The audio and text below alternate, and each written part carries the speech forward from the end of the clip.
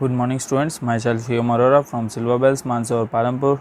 Today I am here for our chapter number 6, the effect of British rule in India of class 8 part 2.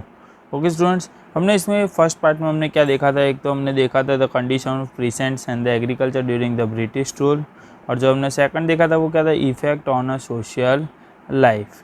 अब इसका जो हम third point है हम वो देखने वाले हैं, the destructions of India trade and industries. अब destruction of Indian trade and industries means कि जो भी डिस्ट्रॉय हो चुका है हमारे इंडियन ट्रेड, जो ब्रिटिश रूल के टाइम पे क्या थे, ब्रिटिश रूल क्या करते थे, ब्रिटिश जो हमारा इंडिया का जो ट्रेड था, जो हमारी इंडस्ट्री थी, उसे क्या करते थे, डिस्ट्रॉय करते थे। और किस तरीके से डिस्ट्रॉय करते थे वो हम देखते हैं आगे। The handloom of India supply the textiles to the market of Asia and the Europe. अब जो हमारा हैंडलूम है जो टेक्सटाइल्स का, वो क्या करता है, मार्केट एशिया और यूरोप को सप्लाई करता है पूरा के पूरा textile. The traders from the European countries use to come to India to purchase commodities. और जो हमारे ट्रेडर्स थे जो यूरोपियन के कंट्रीज़ के, वो क्या करते थे, इंडिया में आते थे और टेक्सटाइल्स खरीदते थे इंडिया से। द इंडिया मेड इंडिया, और इंडिया कौन कौन से जो हैंडलूम्स टेक्सटाइल्स बनाता वो हम देख लेते हैं।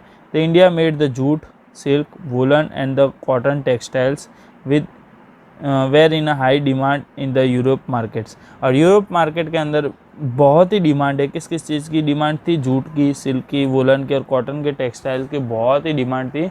और जो इंडिया हमारा जो इंडस्ट्रीज थी ये सारी प्रोडक्शन करती थी। The soft and the delight muslin of the Dhaka was world famous. और यहाँ पे जो हमारे इंडिया के अंदर जो एकदम सॉफ्ट और जो डिलाइट म्यूसलिन होती है स्टूडेंट्स, वो बहुत ही फेमस है इंडिया की। Apart from the textile commodities such as the salt, sugar, और ये सारी चीज़ें तीनों की तीन भी क्या थी, ये हमारे टेक्सटाइल्स तो थी बट साथ ही साथ जो सॉल्ट था, द सेलिब्रेट था और जो शुगर थी, ये भी चीज़ें हमारे यहाँ से एक्सपोर्ट होती थी जो बाकी की कंट्रीज़ में। Export in the exchange of the tremendous amount of the bullions. Bullions means gold और सिल्वर। अब वहाँ से क्या था, गोल्ड और सिल्वर मिलता था और उसके एक्सचेंज में हम यहाँ पे क्या, शुगर है, ये सॉल्ट है, ये सब चीज़ें देते थे। The old scenario change as the British rule were implement. अब ये क्या हुआ, इंडिया का प्रोडक्शन बहुत अच्छा चल रहा था, इंडिया बेच भी अच्छे से कमा भी रही थी, और जैसे ही क्या होता है ब्रिटिश रूल स्टार्ट होता है और पूरा का पूरा सनेरियो चेंज हो जाता है। मीन्स के पूरी की पूरी जो वातावरण के सारा को जो हम जो अच्छे से कमाते थे वो भी क्या होता है, पूरा का पूरा चेंज हो जाता है। The flow of billions the golden silver got reverse. और फिर क्या हो गया, जो बुलियंस का जो ये सिस्टम चलती है वो क्या हो गया, रिवर्स होने लगी। In the beginning of the industrial revolution the British took 500 crore rupees as per today standard only from the Bengal during their rules. और उस टाइम पे क्या होने लगा, जो बिगिनिंग के टाइम पे जो इंडस्ट्री रिवॉल्यूशन थे उस टाइम पे जो ब्रिटिश ने क्या करे, 500 करोड़ रुपए लिए, 500 crore rupees as per today standard only. और आज के हिसाब के थ्रू जो भी बंगाल के रूल के लिए। Just imagine the wealth of the British would have acclaimed from the whole country. और इसी आप इमेजिन करो स्टूडेंट के किस तरीके का इन ब्रिटिश के पास कितनी पैसे होंगे जो पूरी कंट्री के ले सकते थे। Okay, with the help of the raw material produce in India and the money collected from the India the business and the industries in the England prospered. अब क्या होता था स्टूडेंट्स, रॉ मटेरियल पूरा India को वो लाते थे, produce India के अंदर होता था, सारा के कुछ वो इंडिया में करते थे। और साथ ही साथ क्या, इंडिया वाले को कम दाम से लेकर जो इंग्लैंड में था वो बहुत ही महंगे दाम पे वो बेचते थे।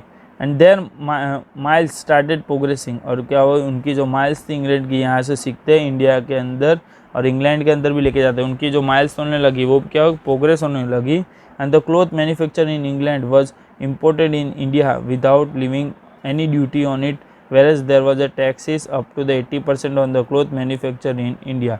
और वो साथ ही साथ अब क्या करते, जो यहाँ से रॉ मटेरियल पूरा के पूरा इंडिया में से लेके जाते, फिर वो जो अपनी इंग्लैंड के अंदर जो उनकी जो मिल्स होती उसके अंदर वो सारा कुछ कपड़े वपड़े वो वहाँ से बनाते, और वो क्या करते फिर यहाँ पे इंडिया के अंदर ही कोई भी ड्यूटी के सिवा 80% टैक्स लगा के वो मैन्युफैक्चर के ऊपर यहाँ पे वो कपड़े बेचते। As a result the textile made in the India become the costlier in the Indian market itself. और इसी के क्या हुआ, जो इंडिया का ही कपड़ा है वो क्या करता है, खाली बाहर जाके बनता है और वापस इंडिया के अंदर आता है और वो बहुत ही महंगा हो जाता है। The Indian handicraft and the cottage industries could not withstand the competition and they could not be sustain themselves। और जो यहाँ पे जो हैंडीक्राफ्ट जो बोलते हैं हम, जो कॉटेज और जो कॉटेज इंडस्ट्रीज़ थी वो भी इनके इंग्लैंड वाले की जो मिल्स इंडस्ट्रीज थी उसके कंपटीशन में आ सकी नहीं। The many skill-based industries of our country like textile industries, glass, paper, mineral, shipbuilding, etc. got ruined। और इसी तरीके से क्या होने लगी, जो हमारी बहुत सारी इंडस्ट्रीज़ थी जैसे कि ग्लास की, पेपर की, मिनरल की, शिप बिल्डिंग्स की, ये सारी इंडस्ट्रीज क्या होने लगी, ruined होने मीन्स ख़त्म होने लगी due to the policies of the British. और ब्रिटिश की पॉलिसी की वजह से वो ruined मीन्स ख़त्म होने लगी। The lack of the skill worker became the unemployed.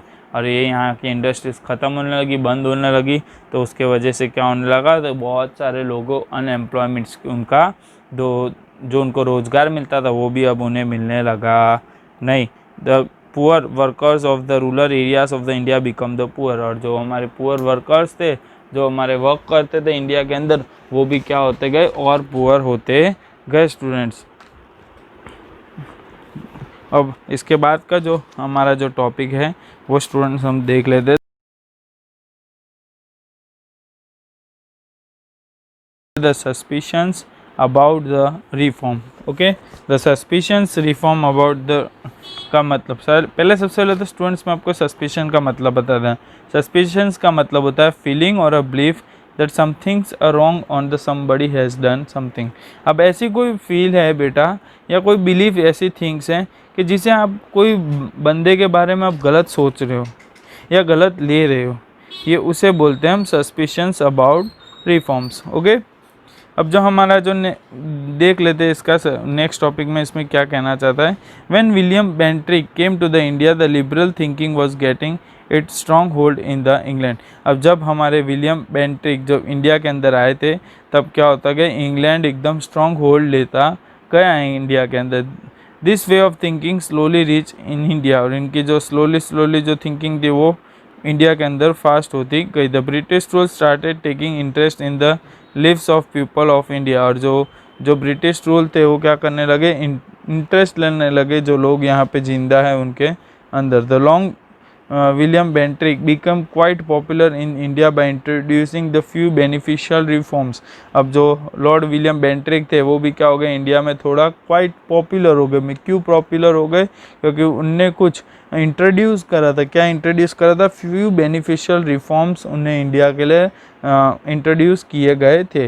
During this time the Indian started getting the job in company administration. और इस टाइम पे क्या होने लगा, जब विलियम बेंट्रिक थे अब उनको जो इंडियन के जो कंपनी वाले थे, जो इंडिया के जो छोटे छोटे पुअर लोग थे, उन्हें क्या लगा, उन्हें जॉब मिलने लगी। कंपनी एडमिनिस्ट्रेशन था उसके अंदर उन्हें जॉब मिलने लगी।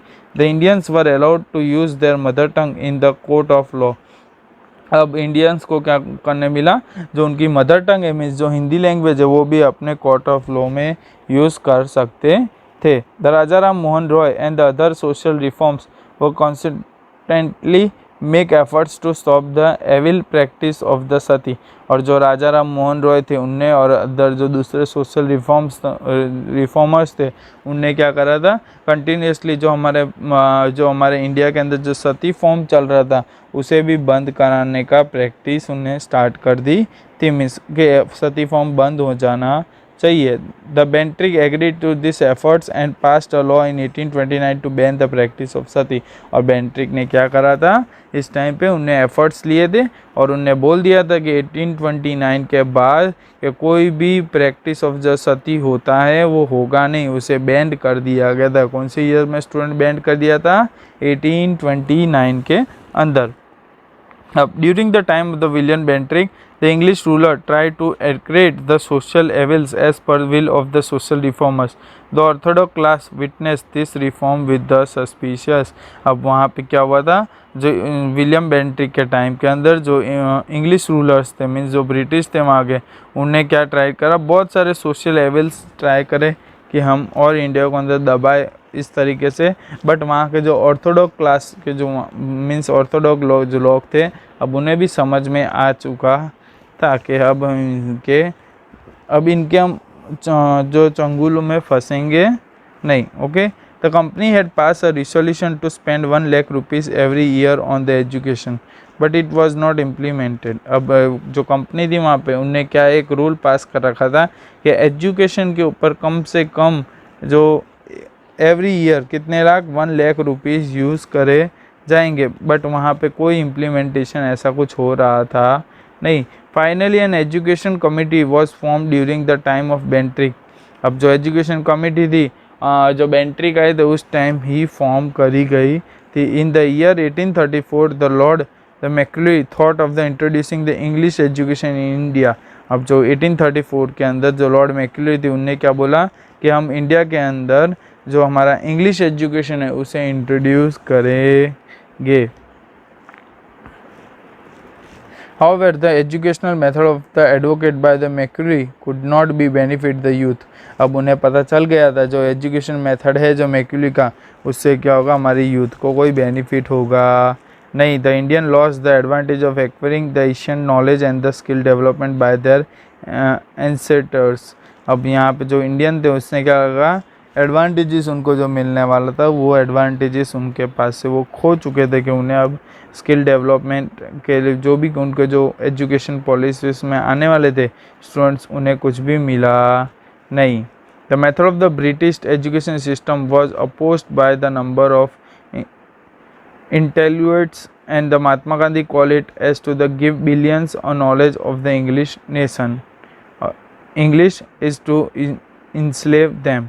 अब जो महात्मा गांधी थे उनने क्या बोला था, बहुत से ब्रिटिश एजुकेशन सिस्टम्स थे उन्हें अपोज किया गया नंबर ऑफ, और साथ ही साथ महात्मा गांधी ने क्या करा, जो इंग्लिश के अंदर जो हमारा नॉलेज था उन्हें एनस्लेव करते गए. That by receiving English education we have enslave the nation. उनने क्या बोला कि एनस्लेव मीन्स उन्हें बोला कि अगर तुम इंग्लिश एजुकेशन दोगे तो हम आपके एजुकेशन पॉलिसी के आगे एनस्लेव करेंगे. मीन्स के आप धरना बोलते हैं ना, इस तरीके का ना आंदोलन करेंगे हम. The later the 3 university was established in 1859.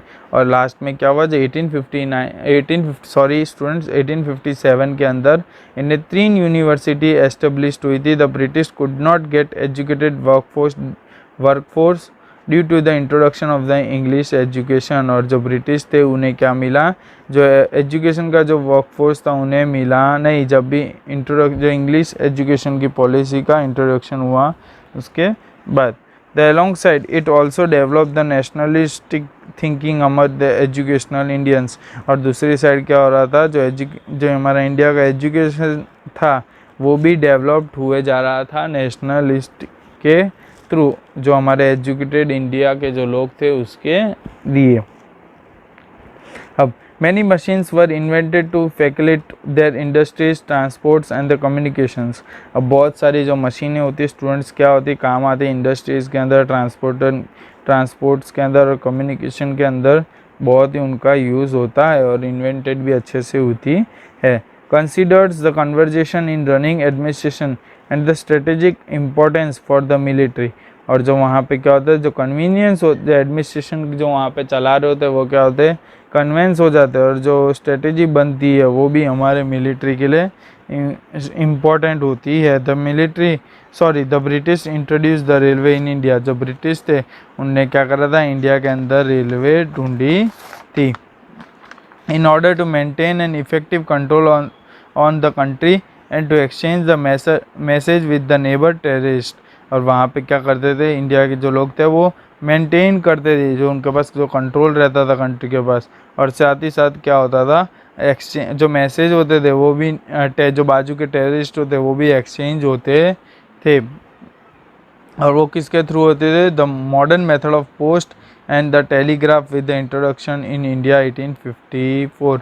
और उसने क्या बोला कि जो टेररिस्ट के पास जो मैसेज जाते थे वो किसके थ्रू जाते थे, जो मॉडर्न मेथड है उसके थ्रू जाते थे, वो भी पोस्ट की हो मॉडर्न मेथड या कोई टेलीग्राफ की जो मेथड हो पोस्ट, उसके से ही उनका सारा मैसेज वो पास होता था। और वो इंट्रोड्यूस कब हुआ था? 1854 CE में इंट्रोड्यूस हुआ था। The printing press and the circulation of the newspaper grew alongside. और साथ ही साथ क्या होता था, जो प्रिंटिंग प्रेस था वो धीरे धीरे ग्रो हो रहा था और न्यूज़पेपर भी धीरे धीरे बढ़ रहा था। This reform were actually for the convenience of the British rule in India, but it turns out to the blessing in disgust for the growth of the nationalism in India। अब उसने क्या बताया गया स्टूडेंट्स यहाँ पे कि ये जो सारी चीज़ें हमने बताई है वो क्या है, ब्रिटिश रूल आपने जो किस तरीके से करा है उसे कन्वेंस किस तरीके हुए कि किस तरीके से वो यहाँ पे लोग रहे हैं ब्रिटिश के, वो सब चीज़ें यहाँ पे बताई गई हमें। The class that acquire the English education separates the common reforms and the nationalism in India since they were more familiar with the contemporary development in the world around। अब इसमें स्टूडेंट्स क्या बोला गया हमें कि हमारा जो भी इंडियन एजुकेशन के अंदर जो क्लास था जो स्प्रेड आउट हुआ है उसके वजह से सोशल रिफॉर्म्स एंड द नेशनलिज्म्स ये इंडिया के थे हमारे, since they were more familiar with the, और ये हमारे जो कंटेम्प्रेरी डेवलपमेंट होता था जो वर्ल्ड के अंदर, उसके अंदर जो social reforms and the nationalism है वो सबसे ज़्यादा दिया गया है और जो वहाँ पे कनेक्टेड है। The post and the telegraph about broad people closer. और जिससे क्या होता था स्टूडेंट्स, जो पोस्ट और टेलीग्राफ है वो लोगों को पास में लाता था, कि मीन्स एक का मैसेज दूसरे को जाए बहुत ईजी रहता था। तो स्टूडेंट्स ये था हमारा chapter effect of British rule in India. अगर आपको इस चैप्टर में पता ना चला हो तो आप मुझे पूछ सकते हैं। Okay students, thank you.